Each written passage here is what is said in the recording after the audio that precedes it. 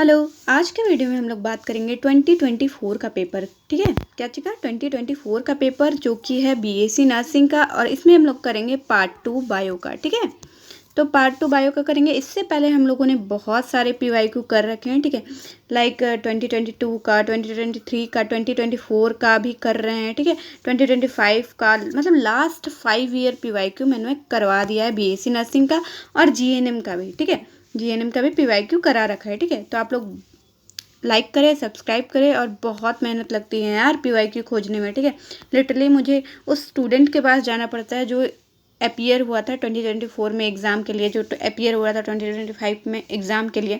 ठीक है, और एक बात, जो यहाँ टिक किया हुआ हो वो सही हो ये ज़रूरी नहीं है, क्योंकि जो बच्चे से मैंने क्वेश्चन पेपर लिया है वो उसका फिल किया हुआ है। ठीक है, तो मैं जो बताऊँ वो आपको देखना।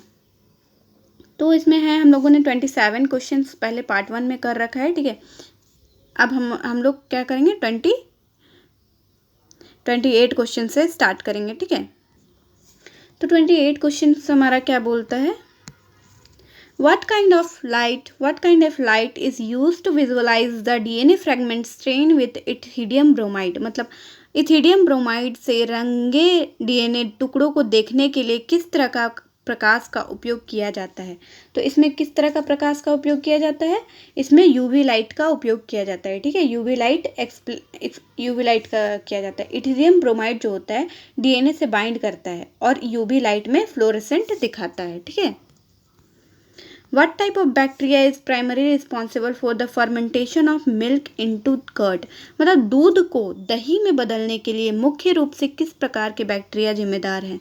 तो इसके लिए कौन से बैक्टीरिया जिम्मेदार है, ये बहुत इजी क्वेश्चन है, एनसीईआरटी बेस्ड सारे क्वेश्चन हैं। ठीक है, तो इसका होगा हमारा लैक्टोबैसिलस। ठीक है, विच bacteria is responsible for causing pneumonia in humans? मतलब मनुष्य में न्यूमोनिया पैदा करने के लिए कौन से बैक्टीरिया जिम्मेदार हैं। तो इसमें न्यूमोनिया पैदा करने के लिए कौन सा बैक्टीरिया जिम्मेदार है हमारा, Streptococcus pneumoniae and Haemophilus influenzae. मतलब स्ट्रिप्टोकोकस न्यूमोनिया और हेमोफिलस इन्फ्लुएंजा रिस्पॉन्सिबल है न्यूमोनिया के लिए। ठीक है, in which year did Ernst Mayr receive the Crafoord prize? मतलब अर्न्स्ट मेयर को क्रॉफोर्ड पुरस्कार किस वर्ष मिला? तो किस वर्ष मिला था हमारा अर्न्स्ट मेयर को, 1994 में। ठीक है, तो इसका आंसर क्या होगा हमारा, बी। ठीक है, अर्न्स्ट मेयर को इवोल्यूशनरी बायोलॉजी में योगदान के लिए 1994 में क्रैफोर्ड प्राइज मिला। ठीक है, what role does melatonin play in the body? ठीक है, मेलाटोनिन शरीर में क्या भूमिका निभाता है? तो मेलाटोनिन जो है शरीर में क्या भूमिका निभाता है, आप लोग बताओ। Regulation of 24 hour circadian rhythm. ठीक है, क्या, regulation of 24 hour circadian rhythm. ठीक है, शरीर की 24 घंटे लय, मतलब दैनिक का विनियमन। देखो, अगर आप लोग बीएससी नर्सिंग करना चाहते हो तो आप लोग का इंग्लिश स्ट्रांग रहना इंपॉर्टेंट है। देखो, मैं हिंदी बोर्ड से नहीं दी थी, इसलिए मुझे हिंदी में थोड़ा प्रॉब्लम होता है। ठीक है, हिंदी का जो भी साइंस रहता है, हिंदी में प्रॉब्लम नहीं होता है, लेकिन हिंदी का जो भी साइंस रहता है उसमें प्रॉब्लम होता है। इंग्लिश पढ़ती हो तब समझ आता है। ठीक है, तो जिसका भी इंग्लिश वाला नहीं था, मतलब सीबीएसई नहीं था, तो वो आप लोग हिंदी में देख सकते हो। ठीक है, आप लोग हिंदी में पढ़ो, और टिक किया हुआ तो है दोनों, और मैं दोनों पढ़ने का कोशिश कर रही हूँ। ठीक है, दोनों पढ़ के समझाने का कोशिश कर रही हूँ, तो आप लोग दोनों में ध्यान दो। और बहुत सारे पीवाईक्यू और नर्सिंग रिलेटेड वीडियोस मेरे चैनल पे आपको मिलेंगे, प्लीज़ जाके देखो एंड लाइक करो एंड सब्सक्राइब करो। यार बहुत मेहनत करना पड़ता है आप लोगों के लिए, प्लीज़ लाइक करो एंड सब्सक्राइब करो। एंड 133 क्वेश्चन क्या बोलता है हमारा, what is the condition called when the thyroid gland produces a abnormally high level of thyroid hormone? उस स्थिति को क्या कहा जाता है जब थायराइड ग्रंथि असामान्य रूप से उच्च स्तर पर के थायराइड हार्मोन का उत्पादन करती है? तो उस स्थिति को क्या बोला जाता है हमारा, हाइपरथायरॉयडिज्म। ठीक है, क्या बोला जाता है, यहाँ हाइपरथायरॉयडिज्म, बी। ठीक है, मतलब थायराइड हार्मोन अधिक बनाने पर हाइपरथायरॉयडिज्म होता है और कम बनाने पे हाइपोथायरॉयडिज्म। ठीक है, where are the parathyroid glands located in human body? मतलब मानव शरीर में पैराथायरॉयड ग्रंथियाँ कहाँ स्थित होती है? तो कहाँ स्थित होती है वो, on the back side of thyroid gland. मतलब जो थायराइड ग्लैंड रहता है, बटरफ्लाई शेप का स्ट्रक्चर रहता है थायराइड ग्लैंड, जो कि नेक के फ्रंट पे रहता है, उसके ही पीछे पैराथायरॉयड ग्लैंड प्रेजेंट रहता है। ठीक है, अब which hormone stimulate red blood cell RBC production, मतलब कौन सा हार्मोन लाल रक्त कोशिका आरबीसी उत्पादन को उत्तेजित करता है। तो कौन सा उत्तेजित करता है हमारा, इरिथ्रोपोइटिन। मतलब देखो, तो इसका आंसर होगा हमारा किडनी से ईपीओ रिलीज होता है जो बोन मैरो में आरबीसी प्रोडक्शन बढ़ाता है। नोट मतलब यहाँ ये पेपर में इरिथ्रोपोइटिन का ऑप्शन नहीं दिया गया है ना, तो ये क्वेश्चन तो मुझे गलत लगता है। अब देखो,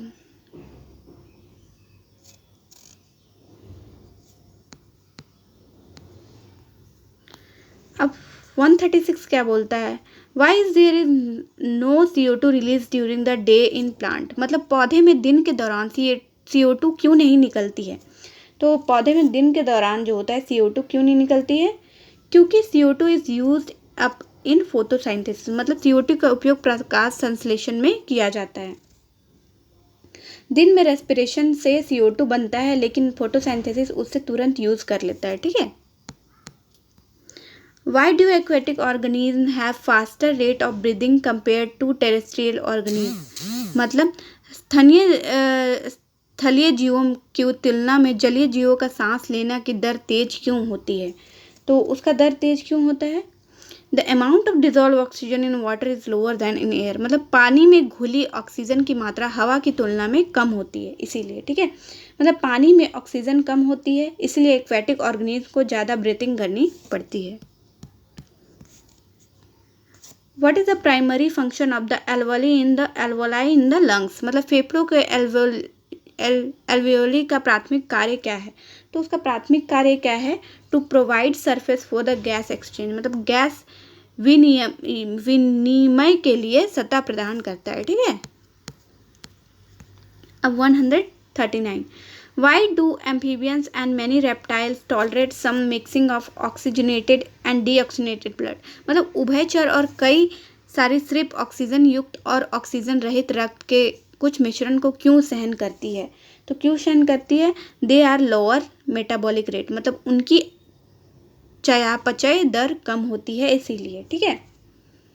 अब हमारा आ गया 40 क्वेश्चंस। ठीक है। What are the capillaries known for, मतलब कोशिकाएं किस लिए जानी जाती है। कोशिकाएं किस लिए जानी जाती है, being a smallest blood vessels with wall and 1 cell thick, मतलब एक कोशिकाएं मोटी दीवारों वाली सबसे छोटी रक्त वाहिकाएं होनी चाहिए। ठीक है, इसीलिए जानी जाती है। 141, what is the primary cause of dental caries, मतलब टूथ डिके का प्राइमरी काउज क्या है। दंत क्षय, दंतों का सड़न का प्राथमिक कारण क्या है।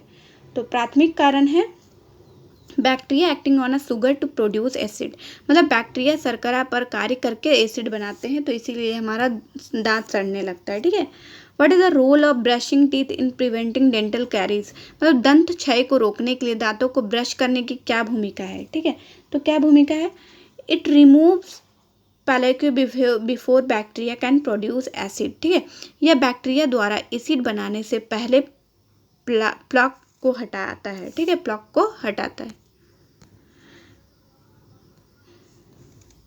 Where does the breakdown of glucose to pyruvate occurs in the cell, तो कोशिकाएं में ग्लूकोज का पायरुवेट में विघटन कहाँ होता है। तो ये कहाँ होता है हमारा, साइटोप्लाज्म में। ठीक है, कहाँ होता है, साइटोप्लाज्म। ग्लूकोज का पायरुवेट में ब्रेकडाउन साइटोप्लाज्म में होता है।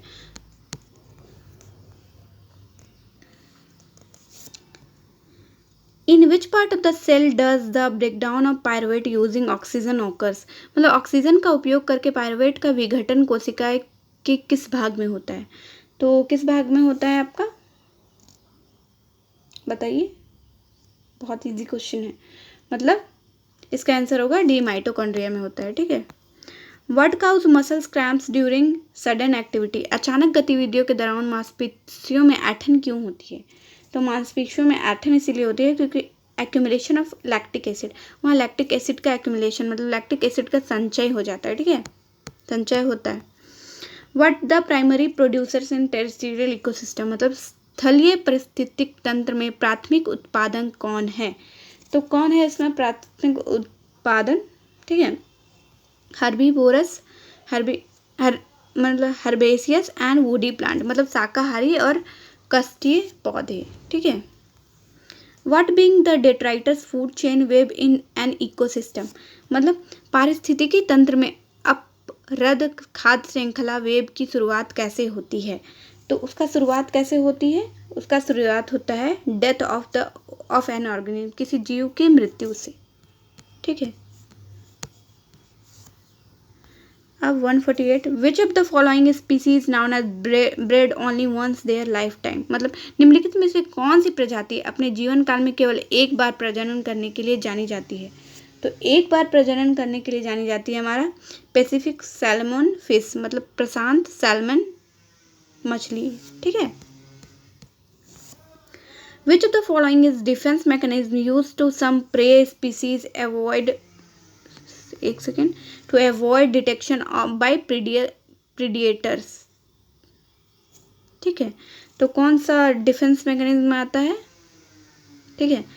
तो इसमें होगा हमारा क्रिप्टिक कॉलरेशन। ठीक है, मतलब गुप्त रंग। What term is used for parasite that lives on the external surface of their host, मतलब अपने मेजबान की बाहरी सतह पर रहने वाले परजीवों के लिए किस शब्द का उपयोग किया जाता है। ठीक है। तो इसका होगा हमारा बहुत ही इजी आंसर है एक्टोपैरासाइट, मतलब एक्टो मतलब बाहर। ठीक है। इंडो पैरासाइट मतलब शरीर के अंदर वाला पैरासाइट। ठीक है। एक्टो मतलब बाहर वाला। और देखो बहुत सारे पीवाईक्यू मैंने करवा रखा है फिजिक्स केमिस्ट्री, और पीवाईक्यू देखने से ये बेनिफिट है कि आपको पता चलेगा कि आपका क्वेश्चन आता कहाँ से है। ठीक है। आपका क्वेश्चन कहाँ से आता है, किस टॉपिक, कौन सा टॉपिक मेरा इंपॉर्टेंट है, जो भी छूट जाएगा तो आप लोग पीवाईक्यू देखोगे तो पढ़ लोगे, और पीवाईक्यू से होगा कि आपका टोटल का रिवीजन भी हो जाएगा। अब दूसरा क्वेश्चन प्रैक्टिस करोगे, उसके अलावा यही क्वेश्चन प्रैक्टिस कर लो जो पहले आया हुआ है। ठीक है। बेनिफिट होगा कि आपको पता चलेगा कि मेरा कितना रिवीजन हो रखा है। ठीक है। Thank you. लाइक करें, सब्सक्राइब करें।